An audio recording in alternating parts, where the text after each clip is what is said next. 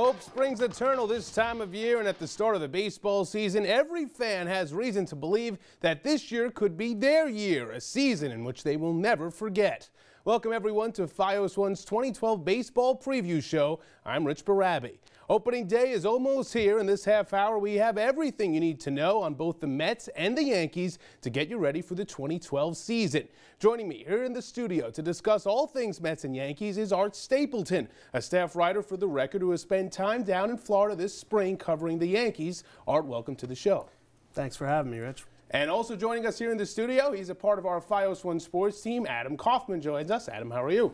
Great. Yourself? I'm good. Glad to have you here. All right, guys, well, let's start with the Yankees. The Bombers coming off a season in which they won 97 games but suffered a brutal Game 5 loss against the Tigers at home in the ALDS. But rather than overreact and blow things up like the front office may have done in years past, this 2012 Yankees roster looks strikingly similar to the team that took the field last season. So, will this vote of confidence pay off? With expectations through the roof, for this group, the stakes are as high as ever.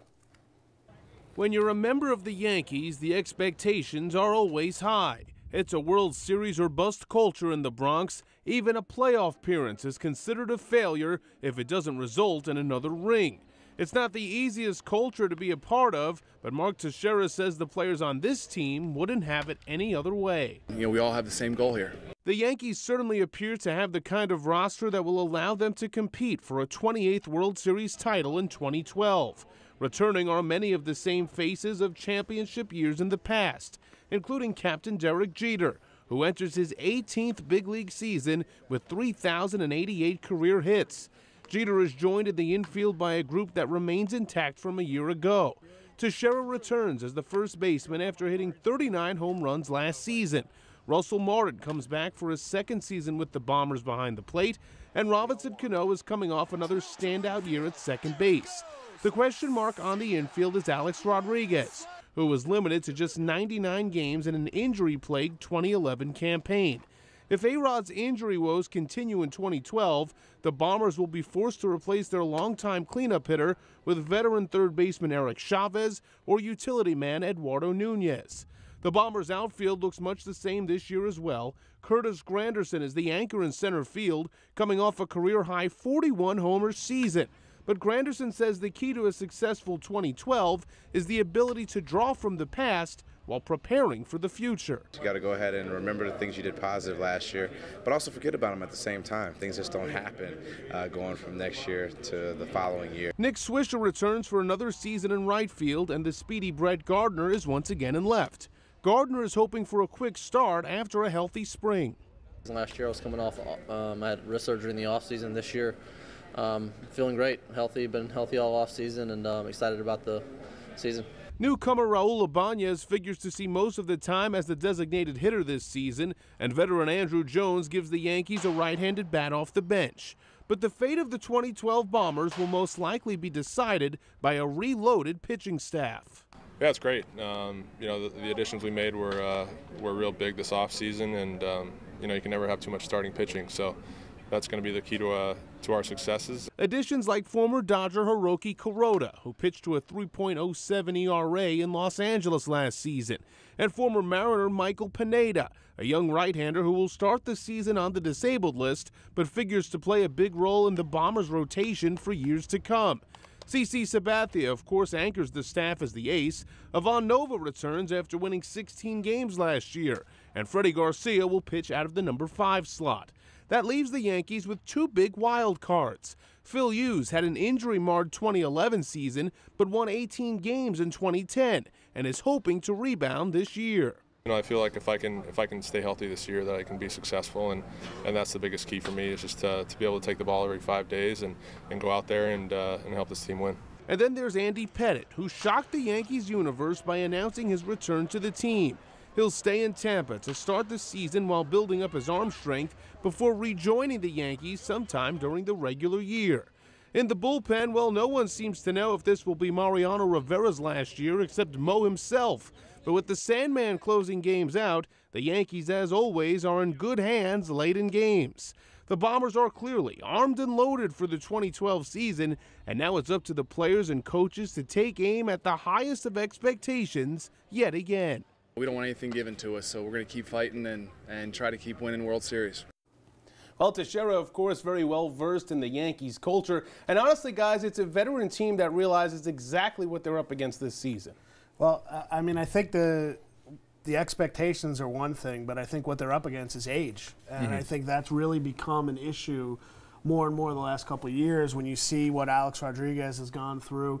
You know, as great as he looks in spring training, I think the biggest difference is how long will this lineup last at this level. And I think when you look at the left side of the infield, you know, with Alex Rodriguez and Derek Jeter, I think that's the biggest key, is that can they stay healthy, can they stay productive? And I think that's a big issue for this team to watch during the year. Well, really, that's the thing. It centers around those core guys. It's not as though you're just one of those teams that happens to be getting a little older. This is a team that relies on those guys who happen to be the ones getting older. It's the left side of the infield, like you talked about with Jeter and A-Rod. You've also got, of course, your closer that you're going to be relying on a regular basis, Mariano Rivera, Andy Pettitte, who knows what he has left in the tank once he does come back. So there are a lot of question marks for this team, but if things should pan out well, almost as they finished last year when you had a guy like Jeter who got off to the rocky start, put the 3,000 hit expectations and all the distractions that caused behind him, he was able to come up with a strong finish and supposedly looks pretty good right now. Well, you talked about the age, you talked about the core, so let's talk about Andy Pettitte. And, you know, we talked about it in the piece as well. Pettitte deciding late in the spring to come out of retirement and rejoin the Yankees. Now, when we were down in Tampa early on in the spring, Pettitte was in camp, but not as a player. He was there as an instructor. And in listening to him speak, it was clear the veteran lefty had a comeback on his mind. No doubt when you get around here and get close to it, you're like, man, you know, you're 39 years old. You know, you look at Mo's 42, you're like, you still ain't do this. But, you know, it's just good. It's good to be here. That's all. You know, it's just good to be here and be around the guys, man. Well, apparently it was very good. So, Art, were you surprised by his announcement that he was coming back? I think you had to be surprised by the timing, like you said. I mean, he just had his little declaration that, you know, well, I'm here as a counselor and that kind of thing. And then you find out that it was this secretive plan from back in December when Brian Cashman had offered Andy Pettitte a guaranteed, I think it was reportedly $10 or $11 million guaranteed contract for him to come back. I think, you know, Andy Pettitte showed back in 2010 that, you know, he still had it. But when his lower half really started giving him problems when he had the groin injury, I think that kind of sent a signal that, you know, maybe he's not ready to go the long haul. But, you know, he takes a year off, and then all of a sudden now he's back in camp. And the week I was down there, he started making progress to the point where he's going to get an inning tomorrow in a spring training game against the Mets. And I don't think anybody would have thought it would be this quick a couple weeks ago. Well, Adam, let me ask you, at age 39, obviously he will stay in Tampa and continue to build up arm strength, but how much can the Yankees realistically expect from him once he does return to the Bronx? Well, you know, you talk about the surprise factor. I'm kind of surprised it took so long in a lot of different ways, because some of the sound that we just heard, some of the other stuff that came out about the same time, he almost sounded like he was a husband down there on a day pass from his wife. Well, the kids are at home back in Houston. I'm able to come down, just play around with the guys. And you could see there was that remorse. And I think as far as expectation goes, obviously he is 39. He's got birthday number 40 right around the corner in June. And he's someone that he doesn't have, I think if there's one benefit for him, he doesn't have that injury history per se.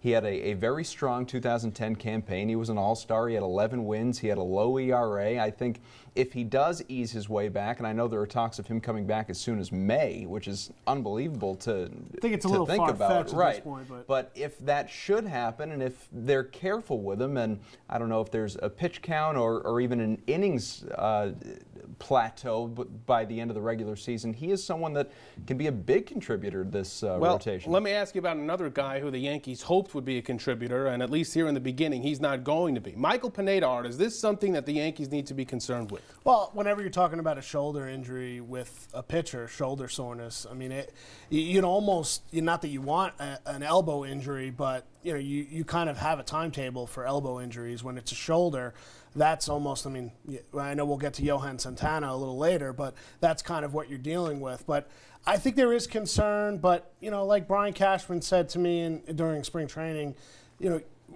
he's being analyzed as a short-term, $100 million contract free agent, and he's not that. He's a long-term asset, a long-term investment. That being said, no one wants to see a potential star 23-year-old on the shelf. So there is concern there, but I do think that with the numbers that the Yankees had in their rotation, I think this was almost a blessing in disguise for the Yankees, is that, I think there may have been a tendonitis, quote-unquote, issue had it not been discovered with soreness behind the shoulder, to give him maybe a couple more weeks down there in spring training and kind of let Freddie Garcia kind of take that spot in the rotation. Real quick, you mentioned A-Rod. Last year did not get over the 100-game plateau. Is he able to do it this year? I think so, because I think Eduardo Nunez is going to force his way into the lineup even more so than he did last year. He's been hitting the ball all spring, stinging the ball, actually, probably the most consistent hitter the Yankees have had all spring. I think he forces his way into the lineup, which helps A-Rod and helps Derek Jeter. All right, guys, well, we'll leave it at that. Now, still to come on our Fios One 2012 baseball preview, they're moving the fences in at Citi Field, but will it help to cure the Mets' power outage that they suffered last year? We'll size up the prospects for the Amazons just ahead. Stay with us. I know the season's getting ready to start, and I know this time of the year everybody's excited about, getting going and hopefully you can put a team on the field that can compete and win. That's the most important thing. Well, Darryl Strawberry knows a thing about winning baseball and how to excite the fans. There's never been any question about that. The big question for Mets fans this year is, will the Amazons be worth the price of admission? It was an offseason filled with bold headlines and big acquisitions in the NL East, but the Mets, well, they were relatively quiet. So, does the Orange and Blue have enough to compete in a stacked division this year? The answer to that all depends on who you ask. By most accounts, the expectations are not high. The Mets watched their best players sign with a division rival and failed to make any big splashes to improve the club during the offseason. But despite the naysayers, third baseman David Wright says there is hope for the 2012 season. We know that the expectations probably from the outside are going to be rather low. But that shouldn't match the expectations that we have for ourselves. And those low expectations on the outside certainly do not match the standards set by second-year manager Terry Collins, who has run an upbeat camp in which he implored his players to set the bar high this season. Add to it that ownership's legal troubles have come to an end, and most importantly, the staff ace is back in the fold. You'll show them in April. We get you out of this camp healthy with the progressions involved. That's all we're looking to do.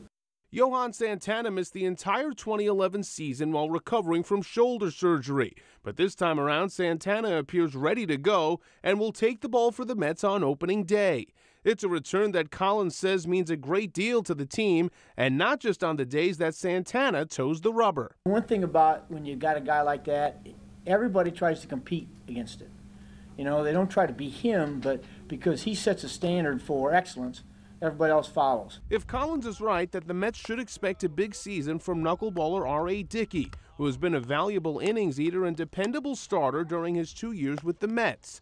Jonathan Neese is an emerging lefty who seems poised to make the next step in his progression, and Dylan Gee was a pleasant surprise last year in which he won 13 games. The question mark is Mike Pelfrey, who won 15 games in 2010 but had a down season in which he won just 7 in 2011. And has followed it up with a rough spring.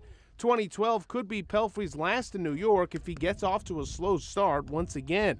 The Mets did not spend much money in the offseason, but when they did open up the checkbook, they used their resources to upgrade their bullpen. Frank Francisco and John Rauch both signed as free agents from Toronto. Francisco is the projected closer despite knee problems in the spring. Bobby Parnell had perhaps the best spring of his career. Tim Burdak's return from knee surgery appears on the fast track, and Manny Acosta and Pedro Beato provide the Mets with impressive depth in the pen. Of course, the name of the game is scoring runs, though, and with the fences coming in this season at Citi Field, the Mets could sure use an infusion of power on the offensive side of things. You ask a hitter what they think about making a park more hitter-friendly, and that's an easy answer. They're definitely going to help. They can't hurt. The new dimensions may benefit the Amazons' bats, but health is the biggest concern. David Wright played in a career-low 102 games in 2011. Daniel Murphy played in just 109. And Ike Davis missed all but 36. The Mets clearly need Wright, a career .300 hitter, to return to form at third base, and Davis to provide power from the left side of the plate. When Murphy did play last year, he stood out with his bat but struggled in the field, playing multiple positions. This year, that changes. The Mets have handed Murphy the second base job and are hoping he can respond with improved play in the field. It is nice, we focus on one position. But again, I was never upset playing multiple positions because there was a need for me to be able to play those positions. The same goes for Lucas Duda, who had an excellent second half of the season with the bat and shows the potential to be a legitimate middle-of-the-lineup run producer. Collins says the Mets plan to play Duda in right field and allow him to work out his growing pains at one position. He's got enough on his plate to do the things we want offensively and to learn how to play a position instead of scrambling around trying to play multiple spots. I just don't think it's fair to him. Andres Torres comes over from San Francisco to play center field, and Jason Bay gets another chance to turn his career around. Bay has hit just 18 homers in 2 seasons with the Mets, this after smacking 36 long balls 3 years ago in Boston. Bay says he's hoping a simplified approach will pay off this time. Last year, I'd kind of done a whole couple things with the swing. I was trying to smooth that out over time, and it's nice just to come in on a quote-unquote regular routine and just get ready for the season. Meanwhile, behind the plate, Josh Thole looks to break out in his second season as the full-time starter. In a season that seemingly hinges upon ifs and maybes, the Mets have embraced their underdog status, all the while focusing on the result at the end of the day. Winning brings a team together. There's not a T-shirt or a slogan that is going to help you go out there and win games. Hey guys, it was clear in listening and in speaking to Wright down in Port St. Lucie that he's grown tired of answering the questions about those low expectations. He's highly motivated entering the final year of his contract. So the question for you guys is, will Wright rebound in 2012 or are his best seasons behind him? It's a tough question. I mean, that is the question for these Mets right now, and I don't think the answer will determine whether or not this team is in the running for contention for a wild card, for that second wild card, or if they're in the basement of the NL East. And I think for David Wright, the fan base wants to embrace him, but I do think there's very similar feeling that he is gone eventually from this team, and I think it's very hard. This fan base loved Jose Reyes. I don't know if that same passion is there for David Wright because they lost Reyes. Watched him walk. Yeah, I think for me it's a little column A, a little column B. I do think he'll rebound from last year, but at the same time I do think his best years are behind him. I think the year will be better than it was a season ago, and certainly if he can manage to stay somewhat healthy, then that'll help things out as well. But I think there's only so much that you can continue to ask of a guy with his kind of history. Now, the one thing he's got going for him, along with a guy like Jason Bay, is the fences have come in. Now, how much of a tangible difference do you think that will make for the bats this season? I think an incredibly tangible one, one that's going to directly lead to results. I was reading a study earlier, as a matter of fact, that taking David Wright, it said that he had lost 13 home runs over the course of the opening of Citi Field to today, just over the last couple of seasons. It makes a big difference, especially for a guy like him, and it can make a mental difference as well when you you look out there at those fences and realize, hey, they're a little bit closer. The frightening thing, though, for the Mets, and again, it's the flip side, it's also inviting for the opposing hitters as well, and it puts more pressure on a pitching staff that really has no room for error at this point this year. Well, let's talk about the pitching staff and, of course, the big return of Johan Santana. But in all honesty, guys, it's great to have him there on opening day. Terry Collins talked about the effect he can have on the rest of the pitching staff. But what can they really expect from him in terms of innings-wise and production this year? I don't think anybody knows. And I know that it seems like that's the answer to every question regarding the Mets. But I think the uncertainty, I think what you want for Johan is to get out there, to give you some innings, like you said, Rich, but I think more so than anything else is try to provide some stability. I mean, I think Terry Collins mentioned it in the package, the idea of leadership in that rotation, giving the young guys something to aim for. But as far as Johan Santana, I mean, you've got to almost treat this first part of the season as a spring training. It's going to be under the big lights, but I think every start is going to be something that's worth watching, and you just don't know. You hold your breath with every pitch he makes. Adam, real quick for you, I want to jump to shortstop. We haven't talked about him. Tough to replace Jose Reyes, as Art said. Mets fans loved him. How do you think Ruben Tejada will handle that kind of pressure? Well, he's not going to be Jose Reyes. I think we all know that. But at the same time, while Tejada's not going to give you Reyes' bat, and no one's even looking for that, defensively, he might actually be an upgrade. He's receiving a lot of high praise as far as the way he goes to his right, does so better than Reyes. He can give you a good, long, deep throw over to first as well. I think that in the end, is he going to be a Gold Glover this year? I'm not saying that, but he is someone that you don't need to get that offensive pop out of every position. You're losing a lot in Reyes, but you have a lot of pop in that lineup. I think pitching ultimately is going to be the bigger concern. No question about it. Well, we'll save our predictions for later on in the show. But for now, still to come on our Fios One 2012 baseball preview, two of the game's biggest sluggers have new addresses this year. So what will it mean in the standings? We'll look at the leading contenders in the AL and NL just ahead. Stay with us.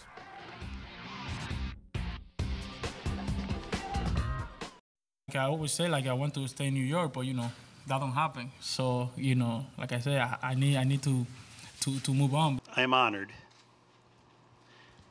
I'm humbled, and I'm pretty damn excited. Well, there you have two familiar faces in different uniforms. Jose Reyes with the Marlins, Bobby Valentine with the Red Sox. Welcome back to Fios One's 2012 baseball season preview show.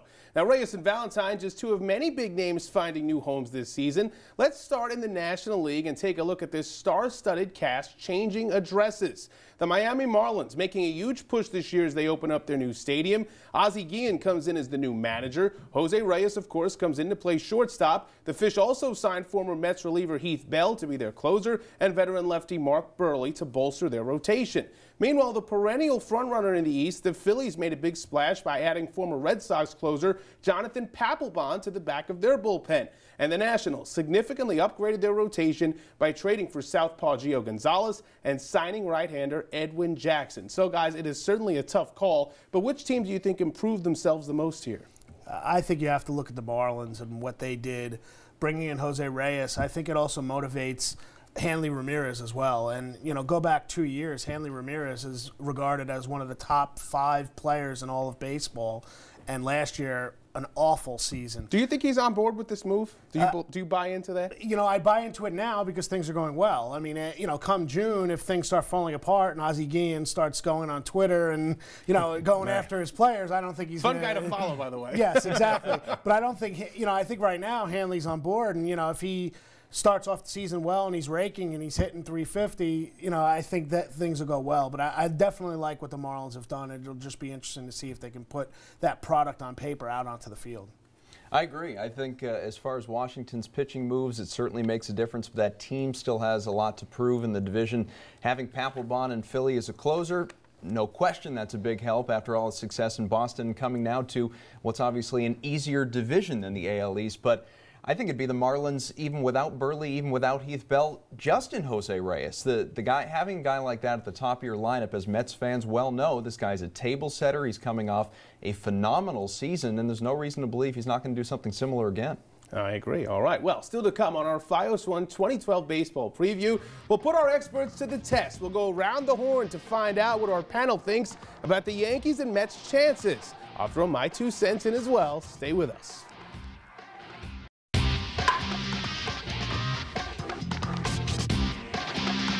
All right, guys, so let's get right to it. We got about 10 seconds left. Make your picks. How do the Mets and Yankees finish this year? Art, we'll start with you. I think the Yankees win the division. I think their pitching comes together. Ultimately, their fate will be decided in the postseason. I think what the Mets have to do, they can get better. They can be right around 500, but unfortunately, this division is very difficult, and I just don't see them getting beyond the bottom of the basement. Adam? I think the Yankees are also going to win the division. I don't think it'll be easy. Tampa made some good upgrades. They're a good young team. I think they're going to put up a heck of a fight for that division as well out in the AL. As far as the NL, I have the Mets finishing 4th. I think that's just optimism, mainly. They've got a very tough division. It's very top-heavy, and I think they're just going to be battling it out 4th and 5th. All right. Well, I also like the Yankees at the top of the AL East. I'll also take the Mets at number 4 spot. Maybe that's wishful thinking, but I'm sticking with it. Now, we want to remind you that you can find much more on the Yankees and Mets on our website. Just go to FiosOneNews.com/Long Island, then click on the As Seen on Fios button. There you'll find links to the Yankees and Mets schedules and statistics and much more. I'd like to thank sports writer Art Stapleton of The Record for joining us, as well as our FiOS One sports anchor Adam Kaufman. Now that does it for our FiOS One Baseball 2012 preview show. We hope you'll stay with us all season to track the ups and downs of your favorite teams. I'm Rich Barabi. Thanks for watching.